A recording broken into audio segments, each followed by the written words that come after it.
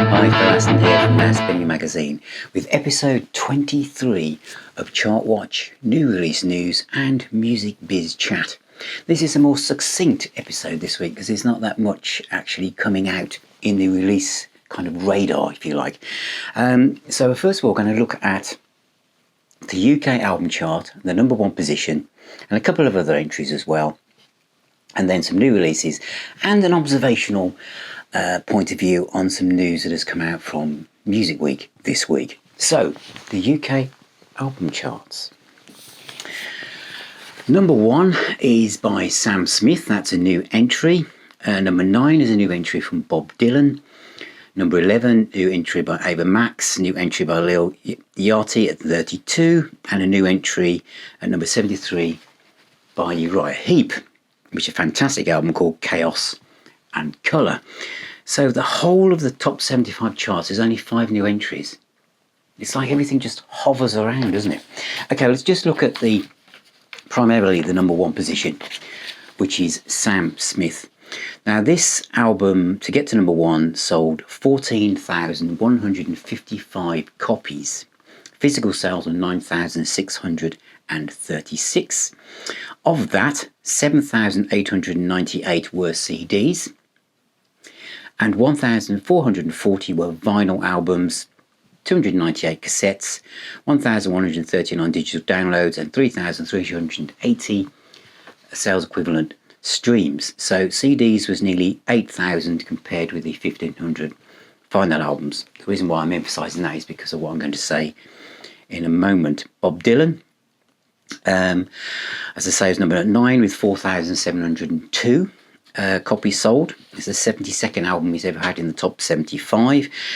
And I also want to talk about Uriah Heep because I've got the album lying around here somewhere, I think. Yes, I have. Here it is, which I'm going to be reviewing separately on the channel. It's made it into number 73 in the charts with, how many sales was that? That was 1,735. Now, before some of you got saying, is that it? Not everything that gets sold goes through the chart system. A lot of things go directly from gigs, from Bandcamp pages, from lots of retailers that aren't in the system at all. So this is a snapshot. It's always been the case. Now there are more online retailers like Cherry Red are in the chart system, but there's lots of things that are outside of that. So, you know, there are a lot more sales. So it's a kind of finger in the air kind of feel for what's really going on out there. So because Uriah Heep's album may have got to number 73 in the charts, but it is number one in the indie albums chart, and that's a chart that's made up of all the physical releases. It's number one, and that's where it's competing against every genre. In the rock and metal chart, it's number one. So well done to Mick Box and the guys. It's an absolutely fantastic album, which I shall be reviewing very, very soon. Now, before I go on to the new release news, Music Week has had a new post on its website, a new feature really, called Vinyl Destination. Can the format sales growth continue in 2023? So here we go again, but they've let go of the vinyl albums outsell CD for the first time in 35 years because obviously that was down to revenue. So everyone's dropped that now. And so we're in the 15th year of continued growth, which was 2022, as it overtook CD in terms of revenue for the first time in 35 years. At least we've got that correct. And it says, I quote, "Vinyl has been a good news story for the music industry, but the format has faced persistent challenges with the production capacity. Its continued success, all the more vital," are we ready? "All the more vital given the collapse in CD sales." The collapse in CD sales. Why does that have to be in there, and why do you have to use the word collapse? This collapse of CD sales was £125 million in revenue for the music industry, the physical music market. 25 million behind vinyl, which was 150. But whatever happens with vinyl in 2023, it is not going to replace 125 million from CDs. So what I'm trying to say is that the CD sits next to the vinyl album, and physical music fans, channels like Now Spinning Magazine and lots of other channels around the world and websites. So 135,000 people visited Now Spinning Magazine website last month. Love buying physical music. And this is not the time to try and pitch one format against the other. And as it says earlier on, or later on rather than this, about how many sales, Midnights by Taylor Swift made up of that number of the growth for last year. An extra 200,000 sales in 2022 were down to Taylor Swift's Midnights album, which moved 89,000 copies on vinyl. It also sold about 90,000 copies on CD, by the way. But without that, there wouldn't have been growth in vinyl last year. So CD is doing pretty well. And I think, as I've said before, this is not like the late 80s and 90s when the record industry wanted to delete and eliminate vinyl and wanted everyone to buy CD. There was no streaming then, there was no internet. Physical music was massive. Now it's niche, a nice niche, because we're in it, are we not? 15, 20% perhaps. But it's a perfectly formed little niche of people that love physical music, whether it is the vinyl album with the gatefold sleeve and the inner booklet, or the CD box set. Okay, this one's always nearest by. We love that, and this is not the time to try and push one format against the other. I remember not that long ago when the vinyl resurgence was in full swing. Was that you'd start to see things were in the release schedules and there wouldn't be a CD version. I think there were certain artists were starting to think, there's no point in putting a CD version out. How wrong they were. I don't think anyone would do that now.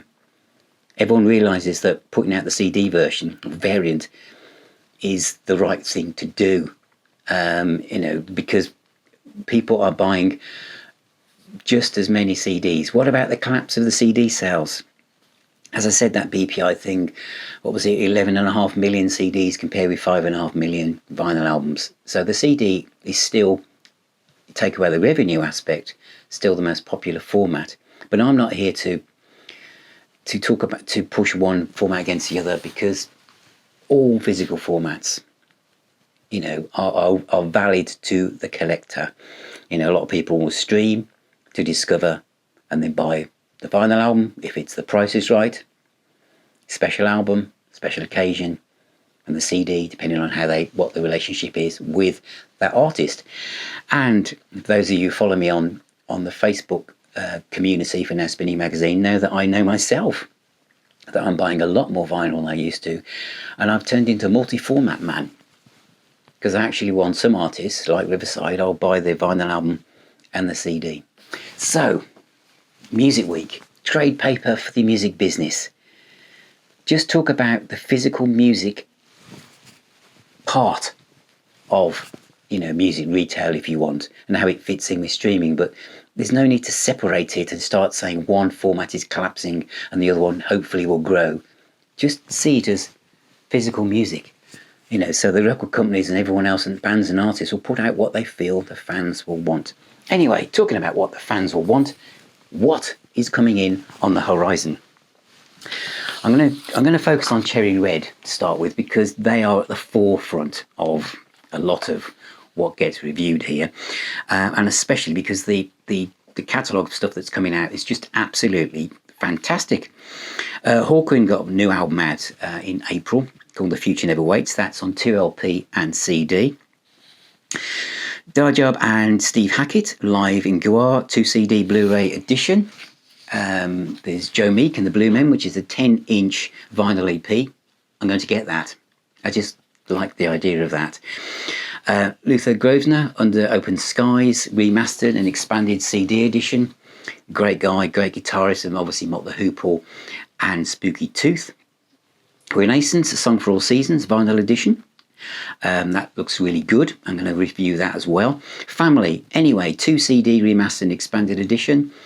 Bebop Deluxe, me and Chris Wright have reviewed the Super Deluxe editions from Esoteric for Bebop Deluxe, and the vinyl equivalents now, single albums as they were, but the remixed versions are coming out on vinyl for the first time, and Sunburst Finish will be the first one on the 28th of April.